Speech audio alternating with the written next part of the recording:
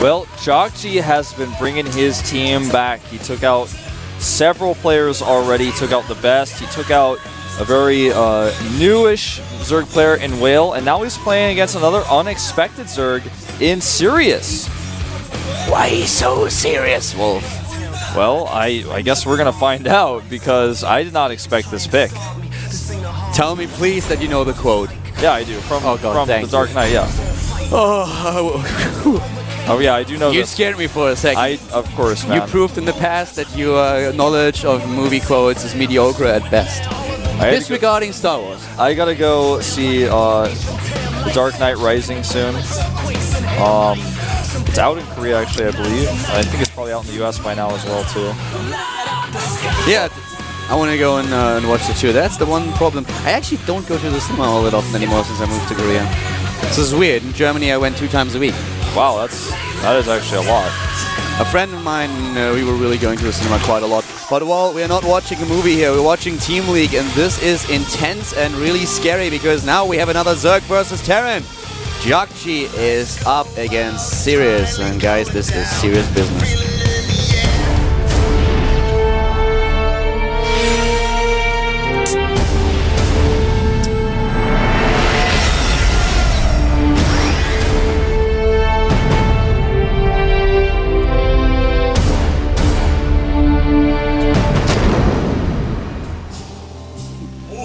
Game number 7. Number 8. At the bottom right of the map, in the red, is our Terran player. He just defeated a Zerg, and he looked pretty good. It is. NS Hoso, Jokji! Alright, Larry David. He's the shark on the NS Hoso lineup. Yeah, he is. He just devoured a whale. And now he is up against the player to the top left. Starting in the blue, it is FXO, Sirius! Sirius. Watched this guy play a lot. Before FXOpen and FOU merged, so many months ago, this guy would come to the GOM house, actually, with Shoya quite often. And sometimes would sit down at the computers and play. And I was really impressed by his play back then. His Zerg versus Terran actually especially impressed me more than any other matchup. But yeah, I have not seen him in quite some time. He plays in very few televised matches. And it's going to be tough to judge his play until I see it right now. I talked a little bit about about the choice for players. I talked with Lenok and with Lucky about it. And Lenok is...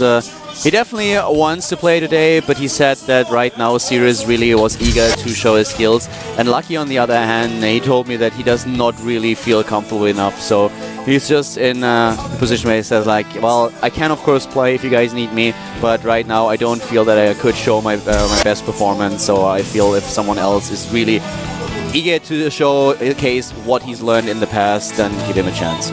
Yeah, that's really reasonable, actually. Sirius really wanted to show how far he's progressed. That's actually, I love that honesty, because sometimes you'll have this in a team scenario, especially one like this, where you are the better player oftentimes, but you have the balls to say, you know what, I just don't feel confident today, I feel like I'm going to choke. And you actually can just come out and say that and say, I'm sorry, please don't put me in today because I think that these other players would be a better choice. And you have these days, everyone does. Yeah. You have a day where just everything feels off a little bit and you're not really comfortable, and then just telling the truth and saying, okay guys, if someone else really feels up to the task here and wants to do it, then I think it's the better choice today. If you need me, I'll be there, but I would prefer if someone else could take over today. And this is exactly what you need to do. So right now we have once again the double hatch before pool. This is really a build that not only FXOpen but also TSL players, and well, the first time that we actually saw it was when Live was playing against the JYP. But this is actually pretty cool. I like this style. Yeah, I mean, it's actually just become standard, actually. Against Command Center first, you scout with the drone early, see this, and then you make your choice. Pretty cool to see that this has evolved. A year ago, a year and a half ago, even 2 years ago, most people would have said this will never happen in StarCraft 2, but it's happening, and it's happening consistently now. Yeah, it's happening right now.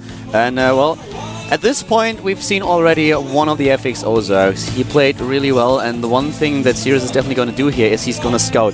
Wolf and I talked a little bit about how Whale played on the last map, and the one thing that Whale just did not realize was this third base. He thought his opponent was on 2 bases, and this is beautiful here. I'm not talking about the last game. This is happening right now, and Jakji with a beautiful Overlord scout. Yep, he's going to take this out. Boom. Oh! That was scary. Wow. That's really frustrating. Not only does this supply block him, but as you're mentioning, that scout is so important, and now he can no longer have that. This was one of the great things that we've seen on maps like, for example, Zelnaga Caverns. Every single time the new map was introduced to the map pool, at some point people would just try to figure out the patterns of the Overlord scouting and then just move out, trying to take them apart and get an early lead in the game. Because as a Zerg player, it is really annoying when you lose an Overlord this early. It's not only the 100 minerals, you lose the lava as well, you lose a little bit of time where your supply blocks, so it's just something you don't want to happen at all.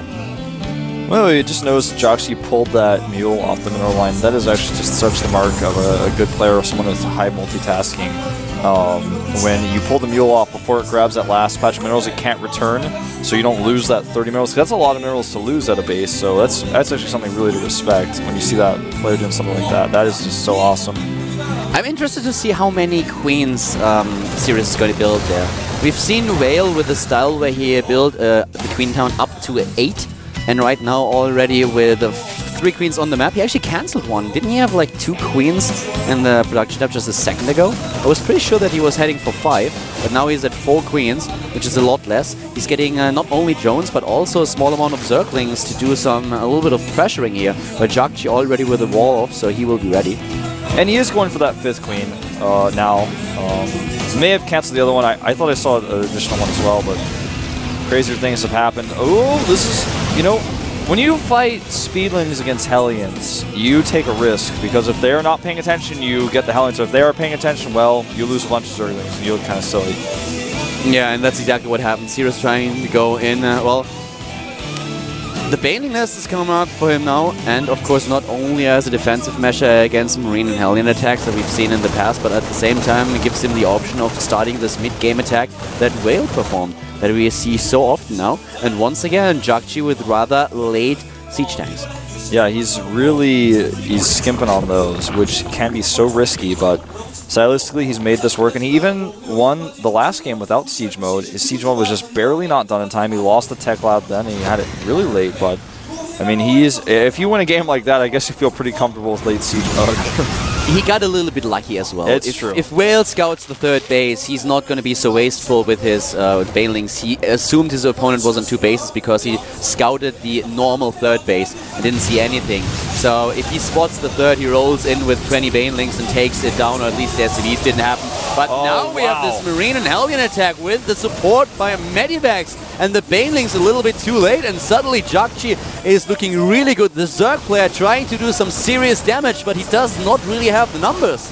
No, he does not, man. And all these drones may fall here. This is looking really bad. Oh, this is looking horrible. Look at how many drones he's taking apart. Those workers, they are dead. Wait for Sirius now. The Zerg going in. The Banelings trying to connect, but Jakji is getting out of there as he realizes, well, I did enough damage. I can back off now. 15 workers killed in total. That puts the worker count right now at 53 to 69. More drones about to pop out, put him at 69.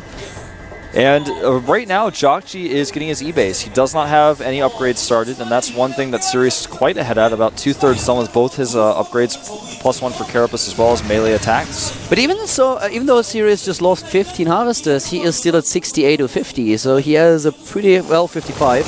But he has a really good lead in the harvester count nonetheless. Yeah. But that hurt, and well, if Jakji is able to perform this again, the problem is it will just spiral downwards from Sirius from down. The problem is the army supply for Jakji now. When you lose drones like this, you have to re-drone. This makes your army very weak for a period of time, and Jakji knows this. He's hitting the second wave. This great timing here. The FXO player is in serious trouble here. Yes, he is.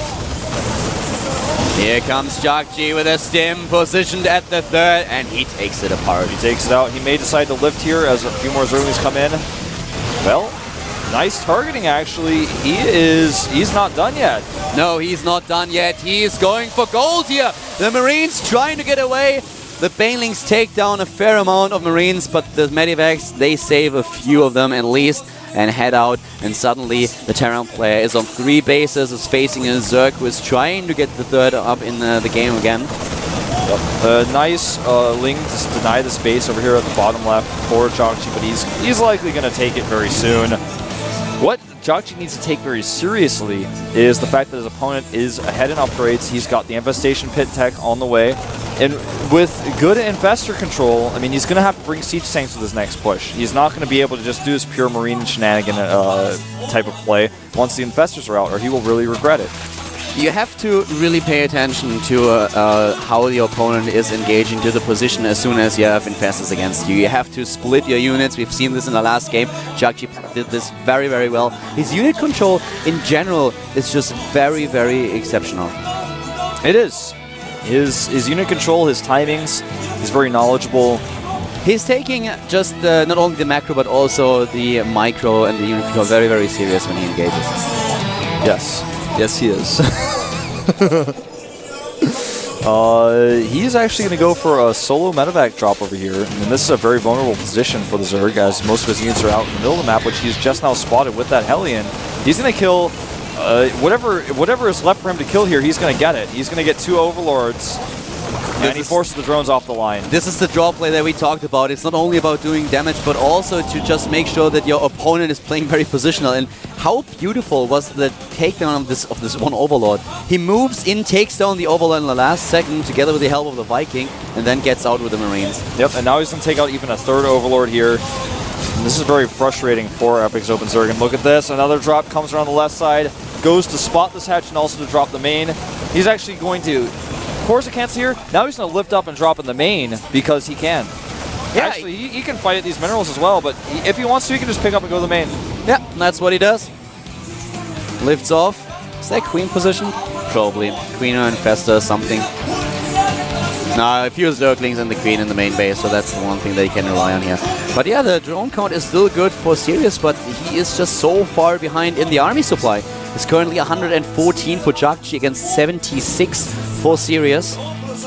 And the drop will come back around the left side. There are Banelings in position. Jokchi's army is so scary right now. 117 to 77 supply. That's a 40 supply lead in army. He is going to drop here with these Marines, and in the meantime, he's pushing through the creep in the center. Even though he lost all his units in the drops, he has to be careful. The Infestors come in, a good fungal. Infestors going in with the fungals, doing some serious damage here. At the same time, we have Jokchi trying to push it back with a great split once again, relying on the siege tank in the back. Very well done, but still, Sirius able to close the gap in supply once again. This game is definitely not over. He's expanding to the left, he's expanding to the right, but the problem for him is still this drop play by Jokchi. There are Medivacs everywhere, and once again to the left side of the map, Medivacs not only targeting the expansion that he's trying to build, but also headed for the main base, and to the right side of the map we see exactly the same. Yeah, he is dropping, attacking everywhere. He's, I don't even know what, I mean, how many prongs he has right now, but he's attacking everywhere. He's pushing through the creep still. He's spreading his Marines. He's ready to fight these Infestors. Here we go. Look at that split. The Infestors too embarrassed to get close to those siege tanks, and all of these Overlords. Oh, the Overlords with a pathing mistake, and he might be supply blocked here. Very close. But very close indeed. He's going to have to make another Overlord soon. In fact, he's going to have to make a pack of Overlords if he wants any more units. Look at the spread here. Look at the confidence as well. That's one thing I want to say about Jokchi's movements is he is so damn confident about everything that he does. His understanding of the game is just really incredible. There's no hesitation in any movement that he makes. And he's really showcasing his skill. He's basically telling Sirius, if you want to play with the big boys, then you gotta play like one, man. Sirius is not playing bad here, but it's just that Jokchi forces all those mistakes, and every single one of his attacks is spot on. He always has the right amount of units. The unit control is exceptional. He's playing this so well. Sirius is holding on to dear life, and he's not out of this just yet. The supply is, though, in the advantage of his opponent, and the run bys are something that I really appreciate by Sirius. He's not scared, not just trying to defend, but at the same time trying to open up flanks and pressure Jokchi a little bit. But it's just the superior control of the Terran player that really starts to shine through. Yeah, it is, and he may actually actually just die here. He's down 40 supply. He has no real he's got no units left to defend this push, and the push isn't over. He's got a few infestors out, but they're out of energy. He's just continuing to attack this hatchery. He's got to be careful with the tanks shelling away at his infestors as well. He's got a 4th base up at the, I guess you could call it the 8 o'clock, 7 o'clock position. And the hatchery looks like it's going to fall. One more siege tank shot should do it.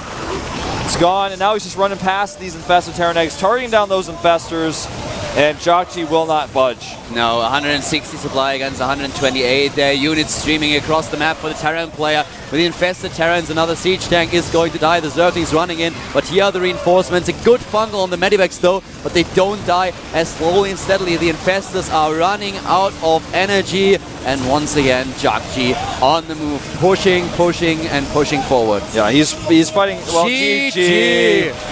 Fighting costs inefficiently there at the end, but he just had the bank to do it. He had the better control, he had the better units. His opponent was out of energy, and he just eventually pushed through. There was nothing Sirius could do. And the score is tied, guys. Jockji has tied it up. Yeah, he's tied it up 4-4.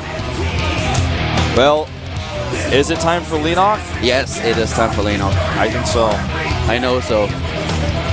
I cheated. I asked. Well, I spoil you guys, I'm sorry, but listen, man, everybody knows, even the camera guy. Yeah, everyone knows. Lenok against Jockji. We will have a rematch. Well, that was a pretty sick game, but I think Jockji definitely outclassing 2 Zergs in a row, looking by far to be the better player. And Lenok, he's got a face against now a player who's really confident. Now FXOpen suddenly on the back foot, being like, whoa, wait a minute, we're 1 game away of losing here. We were so ahead. If you actually have the scenario that the opponent already has the last man standing out and you have 2 players or 3, I'm actually a huge fan of using your best player first. All the good players that you have, throw him. Just don't give him the chance to build up momentum. And now the thing is, Lenok could observe how Jockji approached the game. He could observe what exactly he did against the 2 Zergs. But at the same time, Jockji has a lot more practice right now. Yeah. He's currently... He's warmed up. Yeah. And that's a big problem, so... It's going to be pretty tough. I really think that this is a match that Lenok can win, but I would still put, if I had to put money on this, I would say I think Jockji's going to take him out. I think FXOpen is in trouble. I believe in Lenok. I believe in Lenok. If it's not Lenok, nah, it is. It is the Lenoctopus! Jockji is smiling as well. We have a rematch from the Code S final. Yep. Was it 2 seasons ago? Yes. Maybe actually more than... 2, 3, I think it was 2. It was a few seasons ago. I think we have 2 champions since then. Oh, wow. I love it. Grabbing that headset. He says, no, Sirius had some trouble putting his headset on, but look at me. Puts it on. Full confidence. He didn't even check to see. He didn't even check to see which side says L and which side said R. Man, he just put that headset right on. What a bad boy. His average wins in the team league sitting at 0.58. Not the best team league performance so far from this guy. Well, he only has to win 1 game. That's all he has to do. On Entombed Valley, by the way, the last map. That's our last map. All maps have been used. Both players down to the wire here. We have gone to the final match. Things are getting crazy. Things are getting heated. Special thanks, by the way, to Hot 6 for sponsoring this tournament. I want to put some words to that. Well, this music has changed for good reason. Yeah, we are getting serious here. Lino. Yes. Yes, we are. The map. Look at those 2. The last time I've seen this picture was at a Coda's final event. Well, this is going to be awesome, man. We saw crazy games in that finals, and the best finals that there has ever been. Jockji with some really cool, unique strategies. This map is not a map that a Zerg player likes to play against Terran on, but either way, it's going to be the only choice he has. This is going to be sick. What sort of play are we going to see here? Will Lenok be aggressive? Will he play a more macro-oriented style? Will Jockji go command center first? Again, will Lenok have to go for that 3rd hatchery before pool on a map with the rocks in between it? It's a tough choice to make. It definitely is. Lenok, I'll talk about this in a second. He is ready for this game. I talked to him quite a bit the last few days because of a couple of online tournaments, and right now he is here at the best team league in the entire world, the GSTL. Lenok against Jakji and Sosa versus FXOpen.